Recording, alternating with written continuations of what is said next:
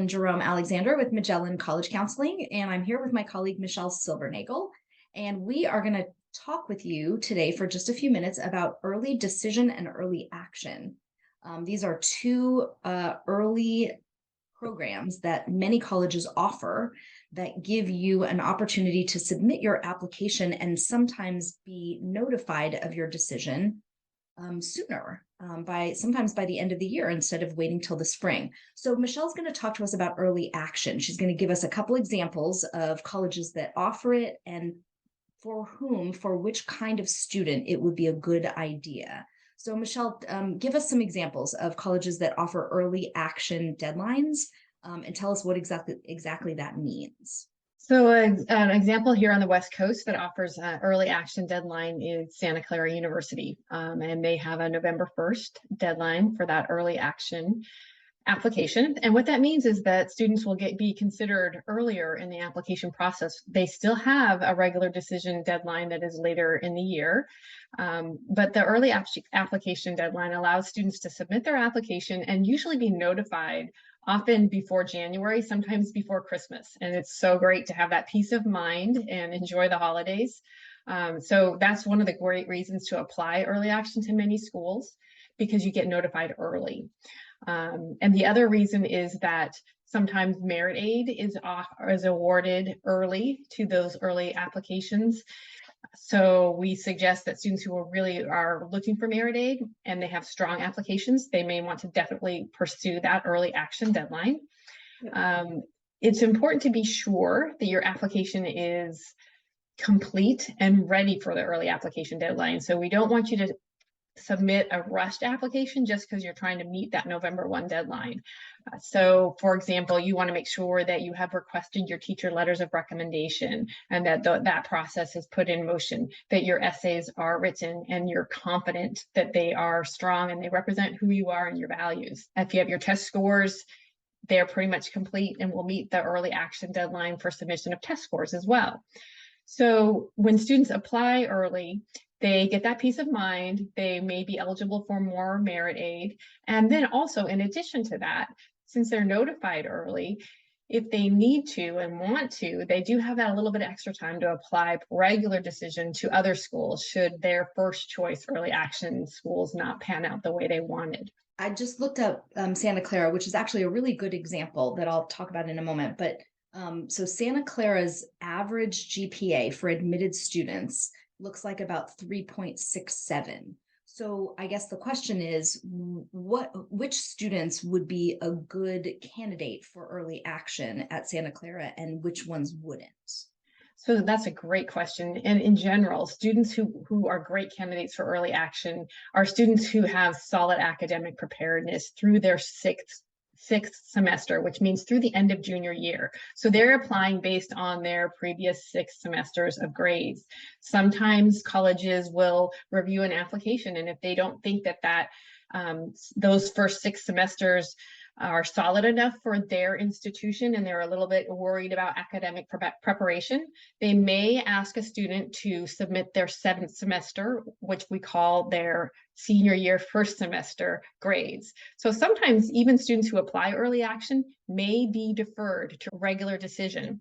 And the reason for that is that the colleges want to see those grades. And they just want to make sure that the student is on track to being prepared to attend their institution. Yep. So again, 3.67. If I have a 3.5, 3.55, which is basically half A's, half B's all the way through high school. And I took Algebra 2 my junior year, and I'm taking pre-calculus my senior year. And I'm interested in business. Am I a good candidate for early action at Santa Clara? So to be honest, I would still apply to indicate your genuine interest in being in that program. And if they want to see your first semester grades, they will ask for them. They will defer you to regular decision and ask for first semester. It does vary on the institution, but I know this specifically about Santa Clara because I asked that same question for a student last year. So if you are wondering, you may want to actually reach out to your admissions representative. And that's a really good way to show interest, to show that you really do want to attend that school and that you are working hard to prepare to attend that school. And if I apply early action to one school, can I apply early action to a different school? You definitely can. You can apply to as many schools early action as you would like. It is non-binding, which is in contrast to early decision. Which I'll talk about in a second, but there's one more little tiny piece of early action that we haven't talked about yet, and only a few schools offer it, and it's called restrictive early action. Can you tell us a little bit about that? So there are a handful. Stanford is one. I think Caltech is now one, where you can apply to one institution early action. They will not allow you to apply to another early action school. So you really, it's a form of non-binding early decision. So for example, you could get admitted restrictive early action to a school. You can turn that down, but you are not allowed to apply to any other school early action, except if it's a public university.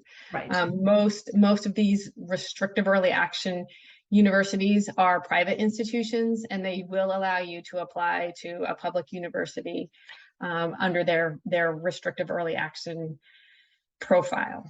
Yep. So for example, if I apply restrictive early action to Yale, which is one of the very few schools that offers this, and I get in, which I will find out December, sometime in the middle of December to December 15th-ish, I can say no to them. No, thank you, Yale. And I can still apply to whatever other schools I'm interested in. Right. And I could also apply restricted early action to Yale plus early action to Michigan, early action to North Carolina, but not early action to MIT or Georgetown. Right. Because MIT and Georgetown are private institutions. So tell me about early decision. So early decision is binding. And when you and you can only apply to one school early decision because it's binding. And if you get in, you are definitely going. So honestly, the biggest difference is that if you are admitted, which you generally will find out in the middle of December, you will be required to withdraw all of your other applications that you've submitted and to put a deposit down.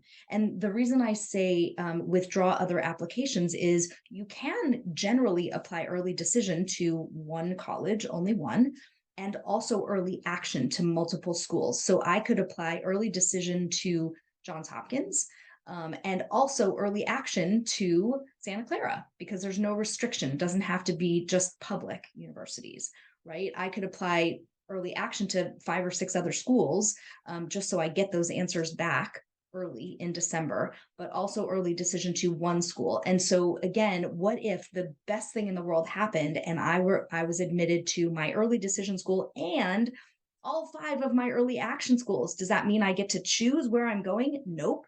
When I signed that early decision contract, and by the way, when you apply early decision, the student signs a contract, the parent signs a contract, and the school counselor signs a contract. And let me tell you what that school counselor contract says is if this student is admitted, school counselor, will only send their transcript to that one college, full stop. So you are binding not only yourself, but your counselor to sending your transcript only to that college. So that's probably the biggest difference is the fact that it's binding. The other difference is that because it's binding, you really need to explore the financial aspects of the college that you are making a commitment to. Most of the colleges that offer early decision options generally do not offer any merit-based scholarships. They all offer need-based scholarships. So you really need to know before you sign that document whether you can afford, based on your numbers. You need to run your expected family contribution. You need to go through the net price calculator for that college and make sure you are not committing yourself to pay for something that is more money than you're willing to spend. That's probably, I think, the homework that I would have both students and parents do before they make the early decision commitment. Right. And so an early action benefit as opposed to ED is that when you apply early action, you have the opportunity to compare your financial aid awards, which will include merit aid. And that is not a luxury you have if you apply early decision. You will not get the opportunity to compare the awards that are offered from other institutions. Yep. And I would say that's very true. And I thought it was interesting that you chose Santa Clara because they actually offer both early action and early decision, which is rare. Most colleges don't. Um, the other thing that I think it's really important to remember is that if you are applying early decision, this is very frustrating to some people. And I live in California where lots of students really, really, really want to see if they can get into some of the UC campuses.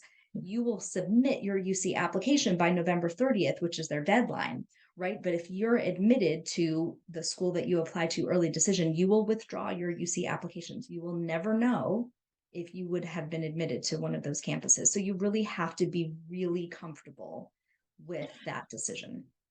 So what happens if you apply early decision and you are not admitted, but there's another early decision school that you are considering and it has what we call ED2?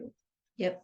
So the timing is structured in such a way that if you apply early decision one, first round, most of the time the deadline is either November 1 or November 15. And most of the time you will get your decision by mid-December. There are some schools, not all, some that offer an early decision two, a second round. And for those schools that offer early decision two, the deadline is generally January 1 through January 6th-ish. It's generally that first week in January. And they do that for a reason. They let you get over the sting of not getting what you thought you wanted, whether it be denied or deferred. And then they give you a couple extra weeks to polish up your application and decide that they are now your first choice. We will post a graphic below this video that sort of summarizes what we just described to you. So that's your early action, your restrictive early action, and your early decision. And hopefully that will help you make up your mind about whether or not early admission options are a good idea for you. Hope that helps.